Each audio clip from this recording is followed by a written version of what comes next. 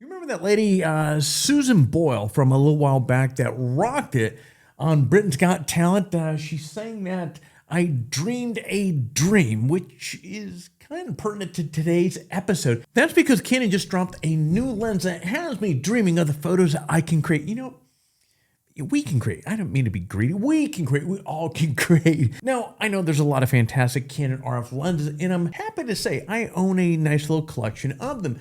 But this new lens definitely is on my radar because, well, you know, rather than tooling around with this, let's just dive right in and talk about this thing.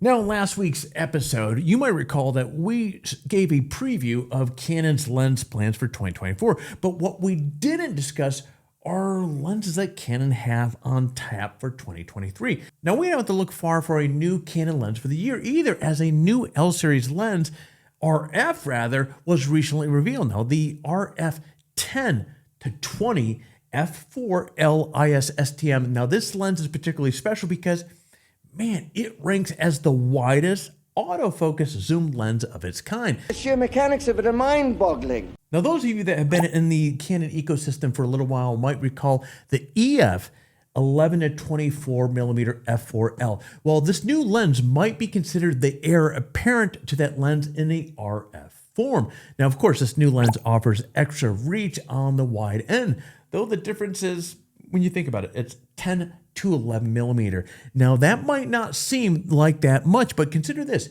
You get 4 degrees of width with a 10 millimeter lens than the 11 millimeter lens. So if you're a landscape photographer, like I am, okay, that extra reach makes a world of difference when incorporating eye-catching features into the frame or into the shot frame, whatever. Now, there's the usual features that you'd expect from a lens like this as well. You have the image stabilization, up to 5 stops, water and dust resistance, and multiple anti-reflective coatings to reduce the ghosting in flare. Now, the lens also has a STM focus drive motor to drive its autofocus. Now, this is actually the first L-series RF lens to have this type of motor. Now, in addition to all this, the lens also is compact and lightweight, as it's just 4.4 inches long and roughly 1 pound and 4 ounces. So it's a very manageable lens. So rather than lugging around a big, heavy zoom lens, RF shooters like me now have this option. We can be out all day with all sorts of shooting options that you can take with this lens. Yes, I would like to very much.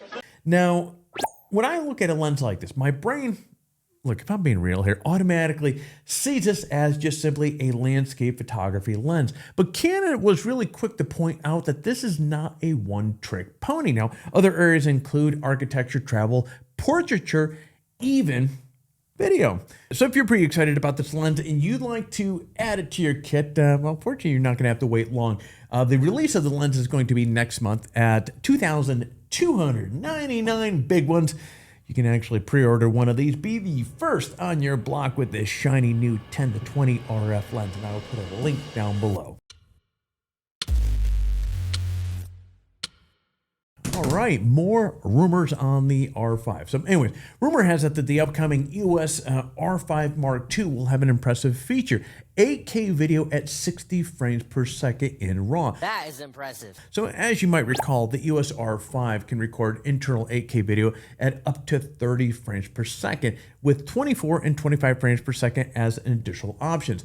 Now, additionally, the fresh rumors suggest that 4K video will get a significant boost as well. The RF offers 4K at up to 120 frames per second, so the Mark II version might feature 4K at 240 frames per second. That is impressive. So if you've shot 8K video with your 30 frames per second or the 4K 120 frames per second, you know that the results are absolutely astounding. However, Canon wants to be the tip of the spear here to speak and implement these upgrades to video capabilities before its competitors have them widely available. And as we've discussed in previous videos, rumors point to a potential 60 megapixel sensor, though some of the most recent rumors are suggesting more of a 45 megapixel sensor is much more likely of the case of what this thing's going to roll out at. Now, either case, the Mark II will need some serious cooling power to deal with those 8K 60 frames per second video recording.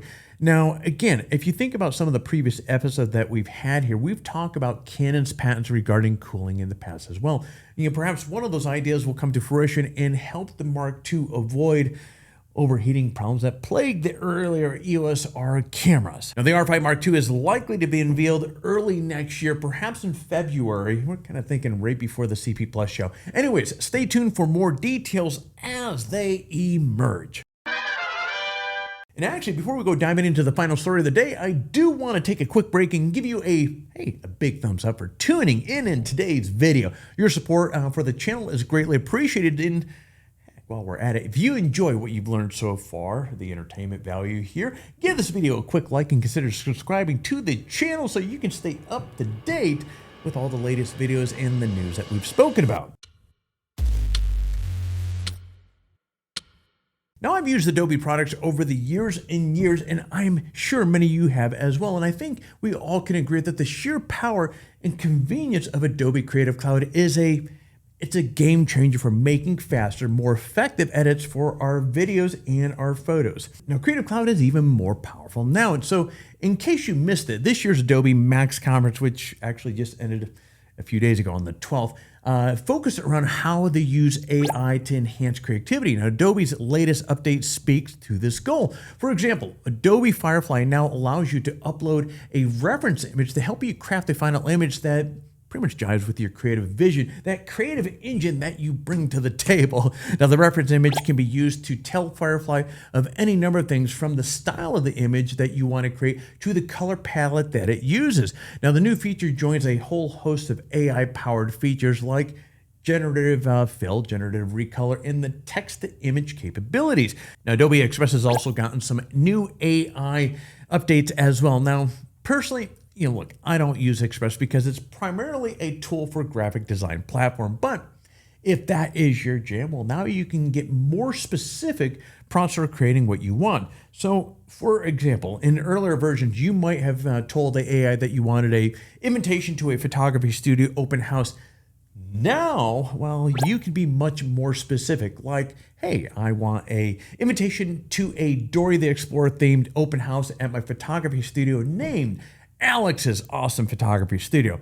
Now, in response, Adobe Express will give you a host of template options with different graphic and textual elements that fits the prompt that you have given it. So if you need to edit videos, Premiere Pro is now even more of a powerful tool. Now, one of the best new features is text-based editing, which allows you to automatically transcribe speech. So in other words, you can read text rather than watching tons of video footage to find the clips that you need for your final edit. Then you can select the text, copy and paste it into the editing video clip. Now, this is something pretty cool right here. Premiere Pro can now find filler words like and automatically as well. And once it identifies where these words have occurred in your video there, it can automatically remove them to improve the audio flow. Yeah, not bad, right? Now, as somebody that does a lot of video editing, I'm especially really excited about these features like this that will help me finalize my videos in a much more efficient manner. So be sure to check with your Creative Cloud subscription for updates so you have the latest version of these and other Adobe programs. Well, with that said, friends, we are done for today, my friends. I'm going to get back to the grind. So, as always, thanks for tuning in. I will see you at the next episode.